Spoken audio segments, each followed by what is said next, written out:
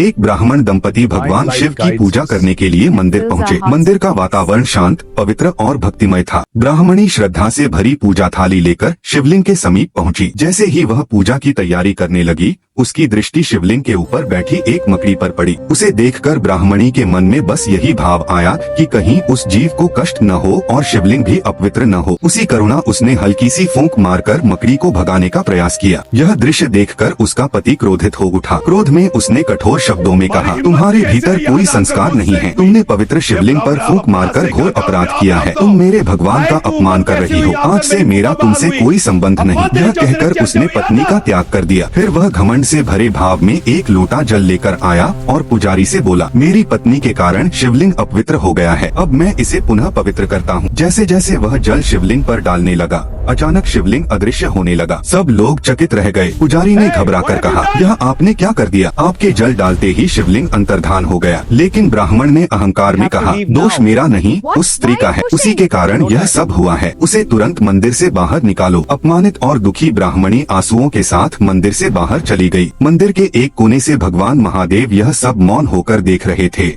मानव का अहंकार और स्त्री की सच्ची भक्ति। कुछ ही क्षणों बाद ब्राह्मणी का हृदय व्याकुल हो उठा। वह दौड़कर वापस आई, हाथ में जल लिया और रोते रोते अदृश्य शिवलिंग के स्थान पर प्रेम और श्रद्धा से जल अर्पित करने लगी। और तभी एक अद्भुत चमत्कार हुआ। जहाँ जल गिरा, वहीं से शिवलिंग पुनः पूर्ण रूप में प्रकट हो गया। पूरा मंदिर हर हर महादेव के जयकारों से गूंज उठा। सभी लोग स्तब्ध रह गए। ब्राह्मण विस्मित होकर बोला, इसके जल डालने से शिवलिंग कैसे पूर्ण रूप में प्रकट हो गया? तभी स्वयं भगवान शिव प्रकट हुए और गंभीर किंतु करुण स्वर में बोले, क्यों नहीं हो सकता? महादेव को इसकी भक्ति स्वीकार है। जहाँ अहंकार है वहाँ मैं नहीं हूँ, और जहाँ सच्ची भक्ति है वहाँ मैं स्वयं प्रकट होता हूँ। इस संसार में भक्ति से बड़ा और दूजा कुछ हो ही नहीं सकता।